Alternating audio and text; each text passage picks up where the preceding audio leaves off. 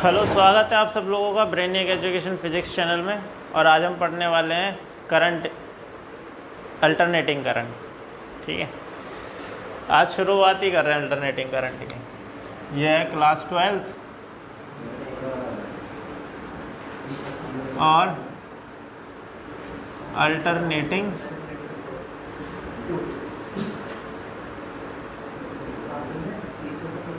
Current. ठीक है,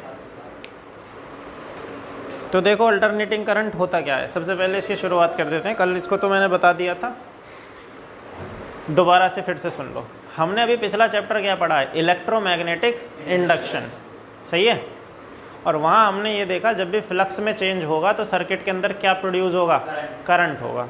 तो ये जो करंट होता है ये डीसी करंट नहीं होता। कौन सा करंट होता है, एसी करंट होता है। ठीक है,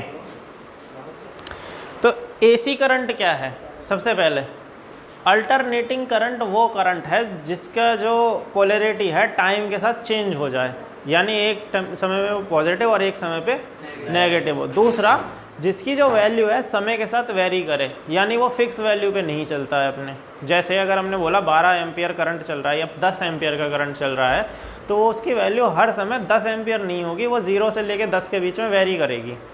समझ में आया? 0 से 10, फिर 10 से 0, फिर -10, फिर 0, -10 से 0। ठीक है, इस तरह से। तो हर पॉइंट पे एक तो इसकी वैल्यू आपको अलग अलग मिलेगी। दूसरा, पोलैरिटी समय के साथ कैसी होती रहती है, चेंज होती रहती है, यानी कि एक साइक्लिक फॉर्म में चलता है। इसको हम बोलते हैं अल्टरनेटिंग करंट। जहाँ की डीसी करंट जो था वो हमारा एक बिल्कुल स्ट्रेट फॉर्मेशन में चलता था, यानी अगर हमने 10 एम्पियर का करंट दिया है तो वो ऑल टाइम कितना रहेगा, 10 एम्पियर ही रहेगा। और उसमें पॉलैरिटी उसकी चेंज नहीं होती थी। अगर पॉजिटिव है तो पॉजिटिव रहने वाला है टर्मिनल, नेगेटिव है तो टर्मिनल नेगेटिव रहने वाला है। ठीक है, तो इस तरह से तो ये डायरेक्शन चेंज करने की जो प्रवृत्ति है ये अल्टरनेटिंग करंट में होती है। ठीक, अल्टरनेटिंग करंट क्या है, इट इज़ द करंट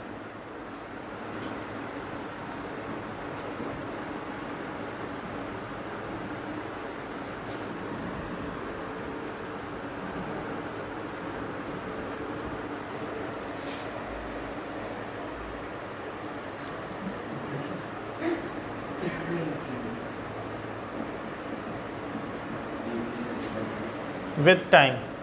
सही है,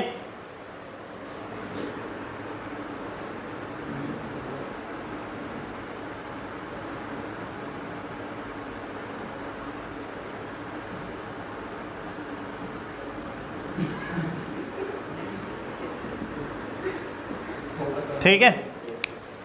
इसकी वैल्यू टाइम के साथ वेरी करती है, बट सवाल है कि ये टाइम के साथ वेरी क्यों करती है और ऐसा क्यों ये होता है। सॉरी, ठीक है, तो ज़रा इसको देखो। सबसे पहले अल्टरनेटिंग करंट हमारा इलेक्ट्रोमैग्नेटिक इंडक्शन की वजह से जो है बनता है। और इलेक्ट्रोमैग्नेटिक इंडक्शन में जब करंट बनता था तो क्यों बनता था, क्योंकि हमारा फ्लक्स चेंज होता था। तो इस प्रोसेस को हम एक बार दोबारा देखेंगे, और जो हम बेसिकली इलेक्ट्रिक जनरेटर बाद में पढ़ते हैं उसी प्रोसेस को मैं एक बार तुम्हें यहाँ बताऊँगा ताकि तुम्हें इजीली समझ में आ जाए। ठीक है, तो ज़रा यहाँ से देखो कि सपोज़ करो हमने एक, ये मैग्नेटिक फील्ड है हमारा, this is north, this is south. ठीक है, this is north, this is, और इसके अंदर हमने एक इस तरह की कॉइल इंट्रोड्यूस करी।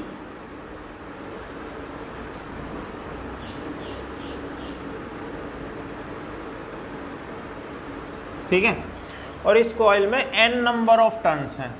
ठीक है, कितने हैं, n नंबर ऑफ टर्न्स इस तरह से हो सकते हैं। तो इसको हमने लिखा this is P, Q, R और S। ठीक है, अब सपोज करो ये इस तरह से घूमती है।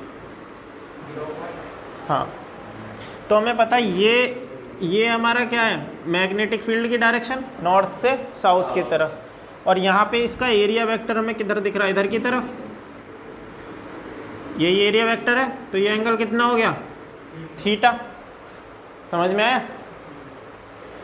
तो यहाँ पे जो फ्लक्स होगा, इस कॉइल से लिंक्ड जो फ्लक्स होगा फाई, वो कितना होगा, मान के चलो बी हमारा मैग्नेटिक फील्ड है और ए इसका एरिया, तो ये कितना हो जाएगा, बी ए कॉस थीटा, इतना ही होगा, बी ए कॉस थीटा, इतना फ्लक्स होगा। अब हमें पता है यहाँ जब ये टर्न ले रही है तो थीटा समय के साथ क्या होगा, चेंज होगा, जिसकी वजह से फ्लक्स चेंज होता है और हमें एक ईएमएफ मिलता है। यहाँ पे ईएमएफ मिलेगा, ये हमने पीछे फैराडे लॉ में पढ़ा है। तो ईएमएफ जो होता है वो हमारा कितना होता है, चलो यहाँ पे हम देखते हैं ज़रा। ये हम टॉप व्यू देख रहे हैं, जैसे इस कॉइल को हम कहाँ से देख रहे हैं, ऊपर से। तो ये हमारा नॉर्थ है और ये हमारा साउथ है, तो ऊपर से हमें क्यू आर दिखेगा बस। तो हमने कहा अभी ये क्यू आर हमारा इस तरह से है,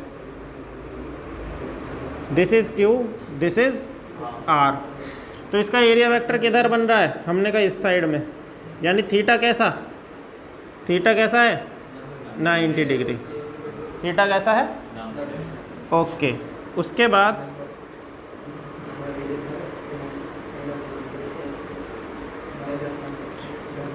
ये कॉइल इस तरह से टर्न ले गई, तो यहाँ पे हमारा थीटा कैसा हो गया, चलो इसको इस तरफ से शुरू करते हैं। देखो ये मैग्नेटिक फील्ड की डायरेक्शन बी और ये एरिया वेक्टर, तो थीटा हमारा यहाँ कैसा है 0 डिग्री, और यहाँ पे ये मैग्नेटिक फील्ड की डायरेक्शन बी और ये ऊपर थीटा, तो थीटा कैसा हमारा 90 डिग्री। उसके बाद आगे बढ़ते हैं एन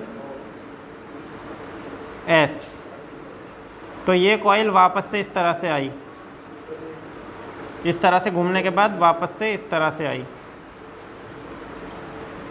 तो ये हमारा मैग्नेटिक फील्ड बी और इसका एरिया वेक्टर किधर चला गया, इधर, तो थीटा हमारा कितना हो गया 180 डिग्री, ये बी इधर और एरिया वेक्टर इधर, कितना हो गया 180 डिग्री। और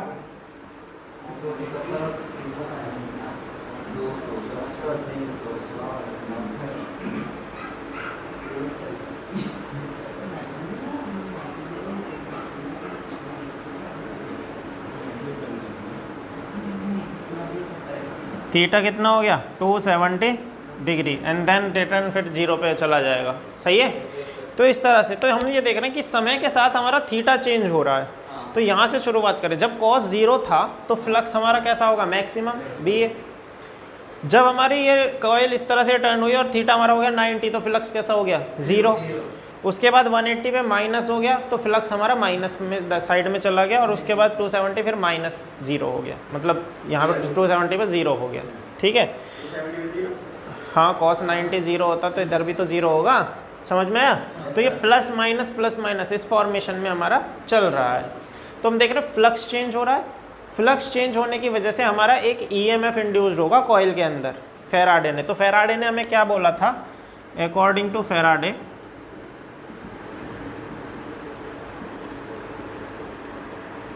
कि जो इंड्यूस्ड ईएमएफ होगा वो किसके बराबर होगा, -d∅/dt के। भाई यही बोला था उसने, यही तो बोला था, रेट चेंज ऑफ फ्लक्स किसके बराबर होता है, इंड्यूस्ड ईएमएफ के। ओके, तो हमारे फाई की वैल्यू क्या है, बी ए कॉस थीटा, तो हम यहाँ रख देते हैं। तो हमारा इंड्यूस्ड ईएमएफ जो आएगा -d/dt B A cos theta, सही है। अब हम जो डिफरेंशिएशन कर रहे हैं वो किसकी टर्म में कर रहे हैं, dt की टर्म में, लेकिन यहाँ dt हमारा है नहीं। तो थीटा को देखो, थीटा क्या है, वो जो कॉइल हमारी इस तरह से टर्न कर रही है उसका एंगल है थीटा। तो ये जो कॉइल टर्न कर रही है इसकी एंगुलर वेलोसिटी भी होगी एंगुलर वेलोसिटी। तो ये थीटा क्या है, डिस्प्लेसमेंट। अगर हमने माना उसकी एंगुलर फ्रिक्वेंसी या एंगुलर वेलोसिटी ओमेगा है, तो वेलोसिटी इज इक्वल टू क्या होती है, डिस्प्लेसमेंट अपॉन टाइम। तो यानी कि अगर angular frequency, if omega is the angular frequency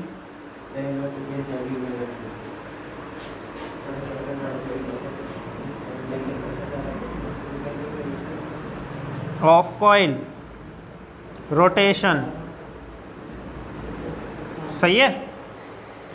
तो ओमेगा इज इक्वल टू क्या होता है, डिस्प्लेसमेंट। कौन सा displacement, angular displacement upon time. तो थीटा इज इक्वल टू कितना आ गया, ओमेगा टी, क्या आ गया तो ये थीटा की वैल्यू हम इसमें रख देंगे, सही है। तो हमारे पास E इज इक्वल टू क्या आया, minus D over D T B A cos omega T. अब इसका इंटीग्रेशन कर देंगे टी के रेस्पेक्ट में, डिफरेंशिएशन, सॉरी, शांत हो जाओगे, ठीक है। तो देखो जब इसका डिफरेंशिएशन करते हैं यहाँ पे, तो ये E इज इक्वल टू आ जाएगा, ये माइनस बी ए तो आ जाएगा पूरा बाहर, सही है। कॉस ओमेगा टी का क्या होता है, माइनस साइन ओमेगा टी, और ओमेगा टी का हो जाएगा ओमेगा, तो माइनस माइनस प्लस, तो E इज इक्वल टू हो जाएगा B A omega sine omega T, सही है। और अगर n नंबर ऑफ टर्न है कॉइल के अंदर, तो n से क्या हो जाएगी, मल्टीप्लाई। तो जो E हमें आया वो आया n B A omega sine omega T, ठीक है। E क्या है, EMF, ओमेगा एंगुलर फ्रीक्वेंसी, जो उसके रोटेशन की स्पीड है, सही है। एन बी ए ओमेगा को हम बोलते हैं पीक वैल्यू ऑफ EMF।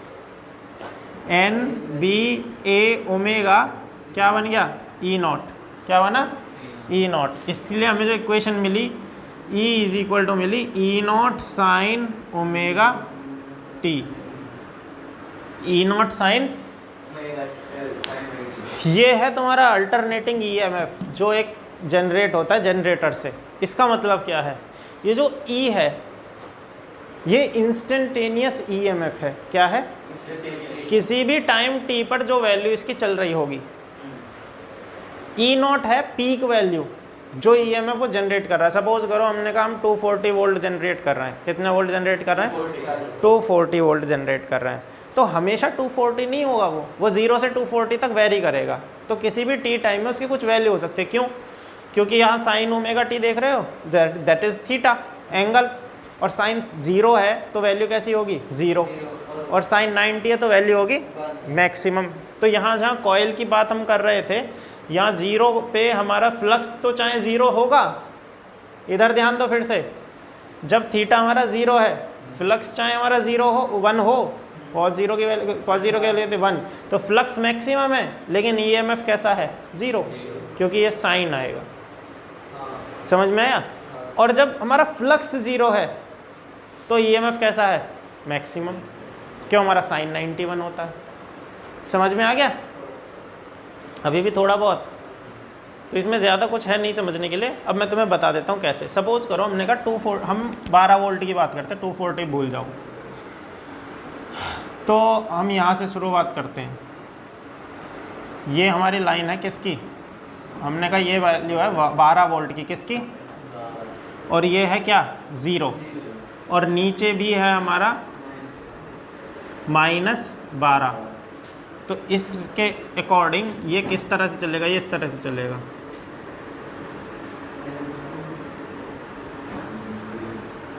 सही है। कैसे, जब साइन 0 था तो EMF की वैल्यू भी 0, उसके बाद साइन यहाँ पर कैसा हुआ, 90 डिग्री, कैसा हुआ, π/2, तो हमारा साइन 90 पे EMF कैसा हो गया, 12, यानी E not, that is E not, ये E नॉट है, 12 वोल्ट क्या है, E नॉट, ओके। उसके बाद हम वापस आए 180 पे, तो फिर से कैसा हो गया, 0, ठीक है। तो मान के चलो हम 60 डिग्री पे कहाँ रहे होंगे, हमने कहा हम यहाँ पे रहे होंगे 60 डिग्री पे, तो यहाँ पे जो हमें EMF की वैल्यू है, क्या वो 12 मिलेगी, नहीं मिलेगी, वो इतनी मिलेगी, 12 से कम मिलेगी। तो ये जो वैल्यू है ये E की है, और ये जो E नॉट है ये क्या है, 12 वोल्ट। तो इसका मतलब क्या, हर पॉइंट पर हमें 12 नहीं मिलता, कम ज़्यादा होता रहता है। वो गैल्वेनोमीटर की कोई वो सुई देखी तुमने, वो हिलती रहती है इस तरह से, तो बस यही है प्रोसेस, इसे ही बोलते हैं अल्टरनेटिंग EMF है। अभी ये क्या है, EMF। अब अगर हम कहें ये जो कॉइल है इसका रेजिस्टेंस है कितना, R, अगर कॉइल का resistance, if coil has a resistance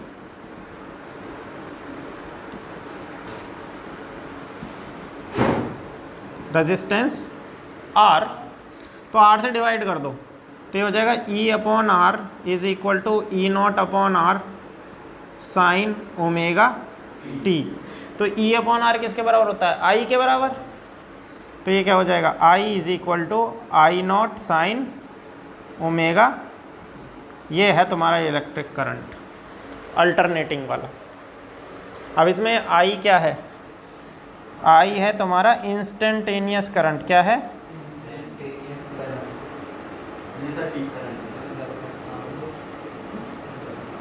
और आई नॉट है हमारा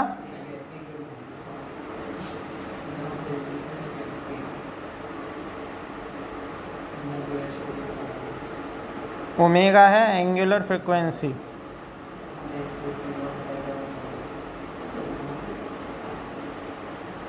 और टी है हमारा टाइम।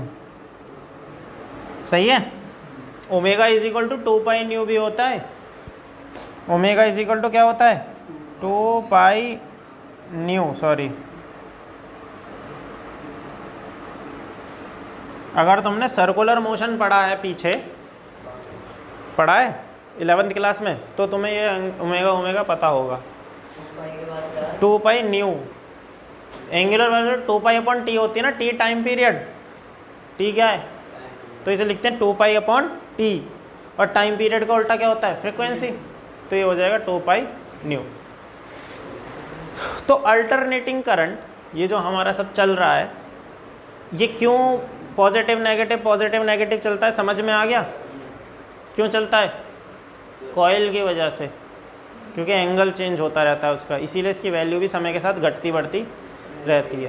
तो फिर हमें इक्वल वैल्यू कैसे मिली? तो ये सवाल सबसे पहले निकोला टेस्ला ने जब इसे बनाया तो एक कॉइल के साथ बनाया। तो इसमें क्या हो रहा है ना कि एक समय में, एक साइकिल में यहाँ पे यहाँ ज़ीरो है, यहाँ ज़ीरो है, फिर यहाँ पे ज़ीरो हो गई। एक कंप्लीट साइकिल कहाँ से हुई? ज़ीरो से लेके 360। तो इसमें शुरुआत में ज़ीरो, अंत में ज़ीरो, और बीच 180 पे भी ज़ीरो थी। समझ में आया? तो उनके साथ एक बड़ी समस्या थी कि भाई ये तो ज़ीरो होती जा रही, तो क्या करें इसके साथ? प्रॉब्लम हो जाएगी, ऐसे तो काम नहीं चलने वाला। तो उन्होंने कहा क्यों ना हम एक की जगह 3 कॉइल डाल दें उसमें। मतलब एक तो ये कॉइल है ही, एक 60 डिग्री के एंगल पे एक और बना दें, और एक 60 डिग्री के एंगल पे और एक और बना दें। यानी एक कॉइल की जगह, जैसे अभी तो हम ये घुमा रहे थे इस तरह से, एक और कॉइल इस तरह से लगा के ऐसे घुमा दी। तो जब ये ज़ीरो हुई तो ये वैल्यू दे रही है करंट की, और जब ये ज़ीरो हुई तो ये वैल्यू दे रही है। तो ऐसे करके उन्होंने इस तरह से 1, 2 और एक और कॉइल यहाँ पे इस तरह से, मोटर देखिए वो 20 रुपये वाली, उसके अंदर कॉइल होती है ना, 3 होती है ना उसमें, ऐसे वो वाला सिस्टम, इस तरह से 3 कॉइल बना के डाली। इसे बोलते हैं 3 फेज सप्लाई। क्या बोलते हैं? 3 फेज।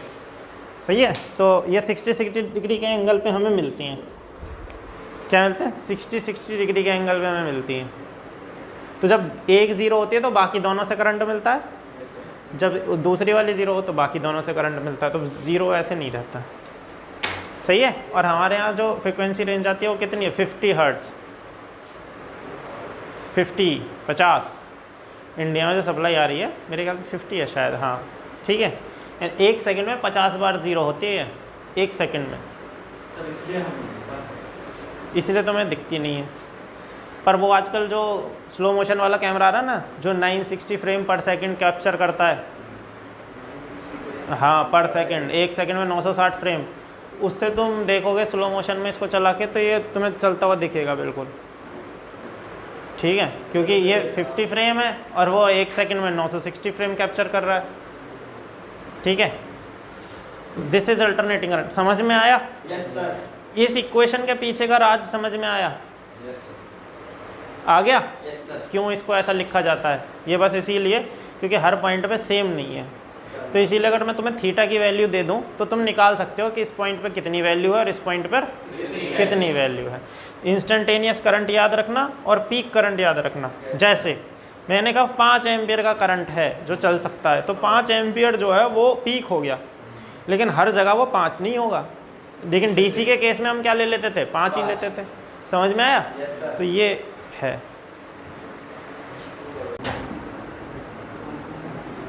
क्या पढ़ रहे हैं हम?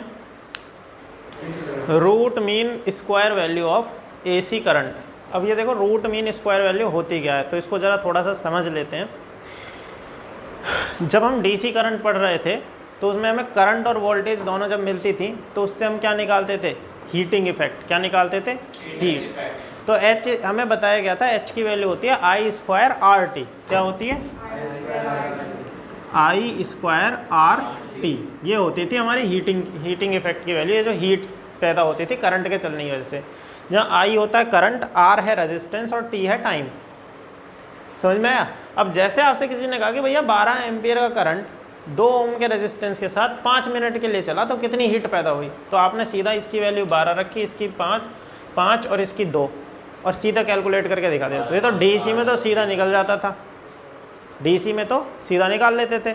लेकिन अब एसी के बारे में अगर हम सेम यही अमाउंट आपको दे दें, ध्यान से सुन लो, अगर यही सेम अमाउंट हम आपको डीसी के केस में दें, सॉरी एसी के केस में, तो अगर हमने कहा भैया 12 एम्पियर का करंट है और 2 ओम का रेजिस्टेंस 5 मिनट में कितनी हीट पैदा करेगा, तो आप एक्चुअल में 12 वोल्ट रख के, सॉरी 12 एम्पियर करंट यहाँ नहीं रख सकते। क्यों, क्योंकि क्या वो पूरे टाइम 12 ही चल रहा था, नहीं चल रहा था 12, वो तो अपने पूरे टाइम में 5 मिनट में वो पूरा 12 थोड़ी ना चला, उसकी वैल्यू 0 से 12 के बाद में पता नहीं कितनी बार बदल गई।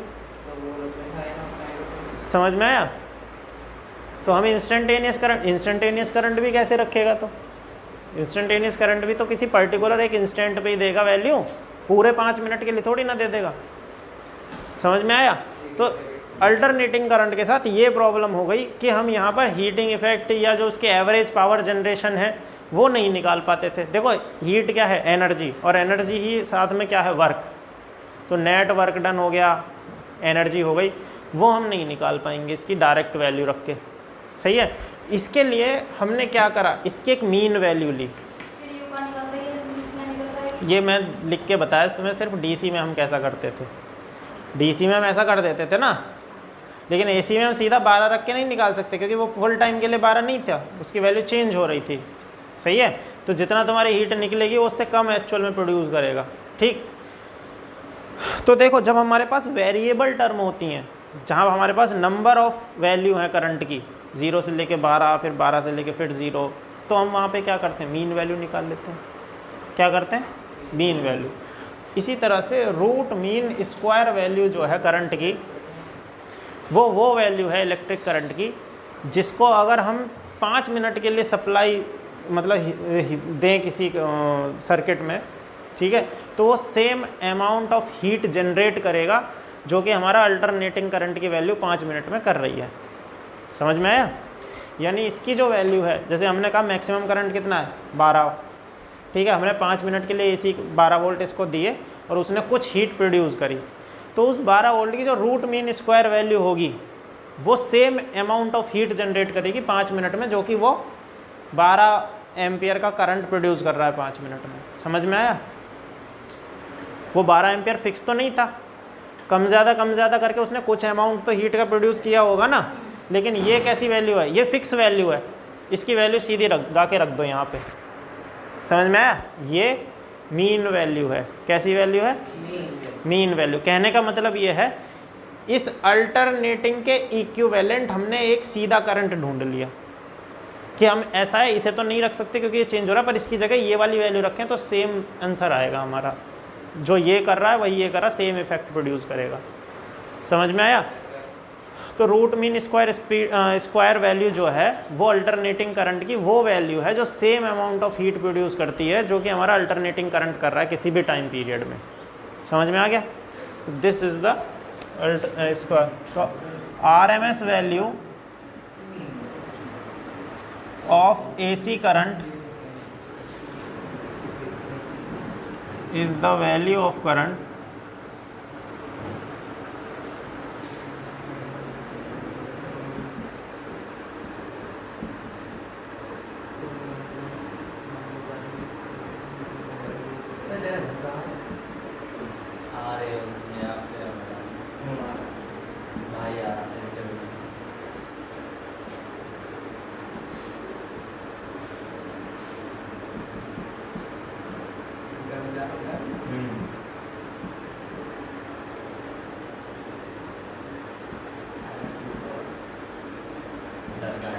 सही है।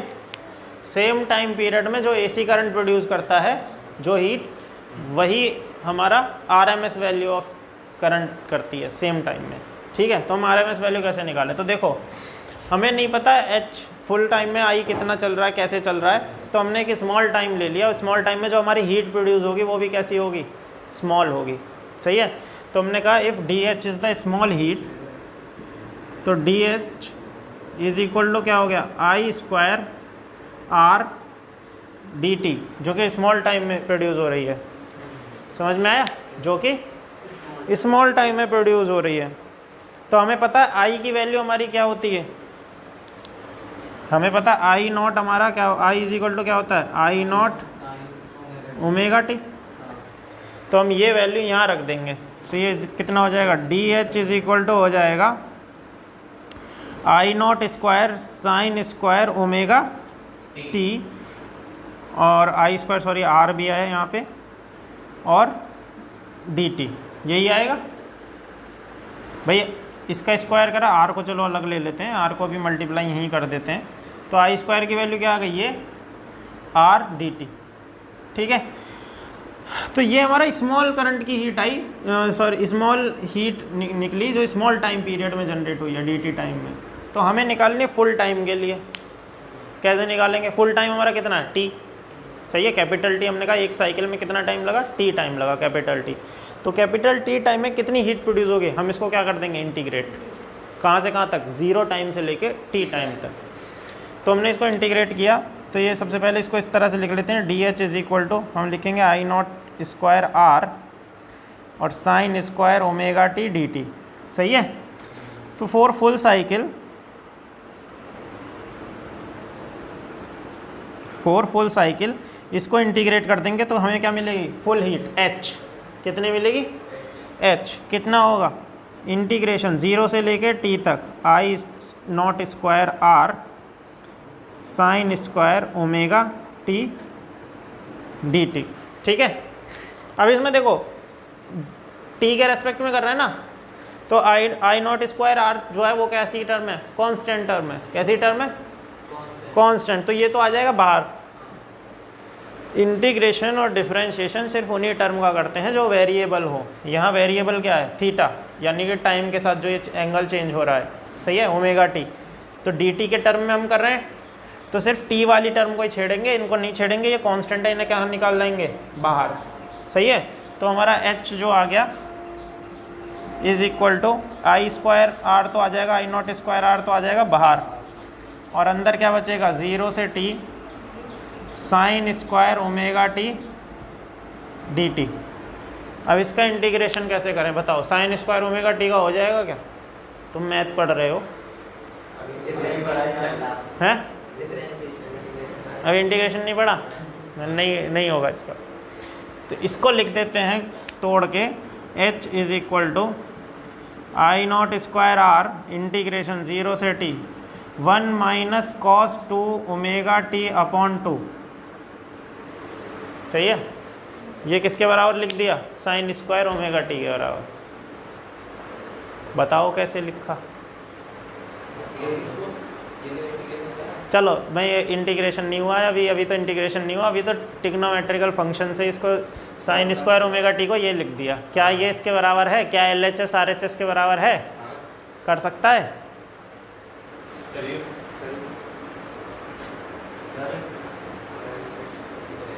अबे बेवकूफ, ये स्क्वायर x नहीं है, साइन 2 ओमेगा टी है, कॉस 2 ओमेगा टी है ये। अबे देखो 1 माइनस कॉस 2 थीटा किसके बराबर होता है, 1 माइनस साइन स्क्वायर थीटा क्या होता है, 1 minus 2 sine square omega T, इसके बराबर होता है भाई। कॉस 2 थीटा किसके बराबर होता है, 1 माइनस 2 साइन स्क्वायर थीटा, इसके बराबर होता है ना। ये तो कॉस 2 थीटा का फॉर्मूला तुम्हें पता है, इसे नहीं पता है, ऐसे देख रहा है, पता नहीं है। कॉस 2 थीटा के 3 फॉर्मूले हैं, कौन कौन से, 1 मिनट, कौन कौन से बता दे, मुझे अपने टाइम के पढ़े हुए याद है भाई। अजी काय की प्रैक्टिस है, कॉस इसको अब पढ़ाने लग गया यार मैं, सोच, पहला cos square theta minus sine square theta, दूसरा 2 कॉस स्क्वायर थीटा माइनस 1, तीसरा 1 माइनस 2 साइन स्क्वायर थीटा। सही है, वो अलग है। ध्यान से देखो, तो हमने यहाँ कॉस 2 थीटा का क्या फॉर्मूला रखा है, 1 माइनस 2 साइन स्क्वायर थीटा। तो थीटा तो ओमेगा टी है ना, तो वही ओमेगा टी आ गया। अपॉन में नीचे क्या आ गया 2, चलो खोल दो ब्रैकेट, ये कितना है 1 minus 1 plus 2 sine square omega t upon 2। 1 से 1 कैंसिल, 2 से 2 कैंसिल, क्या बचा, तो इसीलिए इसको हम ये लिख सकते हैं क्या, क्यों, क्या समझे, लिख सकते हैं? Yes sir. बोल नहीं रहा है। Yes sir.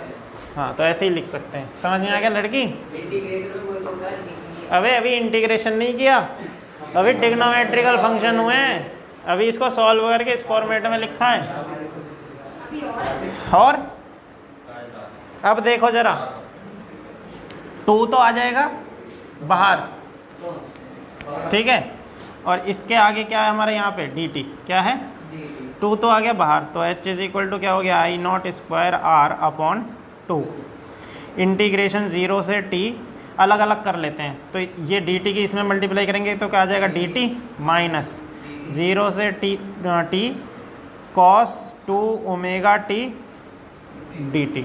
सही है, अलग अलग कर लिया, 1 को अलग कर लिया और इसको अलग कर लिया। चलो करते हैं, तो h इज इक्वल टू क्या आ जाएगा आई नॉट स्क्वायर r अपॉन 2, तो dt का हो जाएगा t, क्या हो जाएगा 0 से लेके t तक, क्लियर, माइनस देखो फुल साइकिल के लिए cos 2 ओमेगा t का 0 होता है, फुल साइकिल के लिए, क्यों, जितने पॉजिटिव उतने ही नेगेटिव, जब सबको जोड़ोगे तो क्या हो जाएगा 0।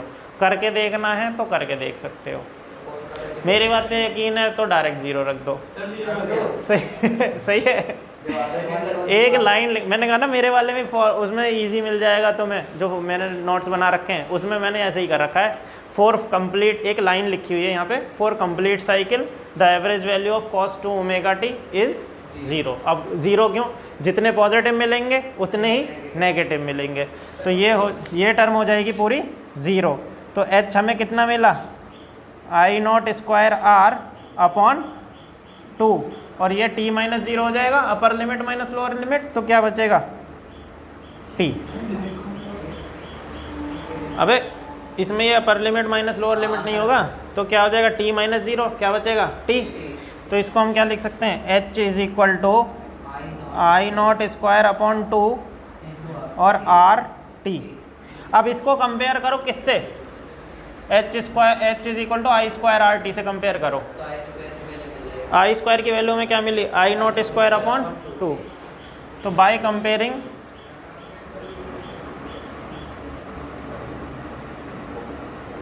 अगर हम इसको इससे कंपेयर करें तो हमें आई स्क्वायर इज इक्वल टू क्या मिला आई नॉट स्क्वायर अपॉन 2, यही मिला। तो ये जो है वैल्यू है आई स्क्वायर की, ये है आई आर एम एस, तो I R M S is equal to क्या हुआ, इसका रूट हो जाएगा, तो ऊपर वाले का तो रूट हट जाएगा, क्या बचेगा I not square upon under root 2। इसे बोलते हैं root mean square value of alternating current.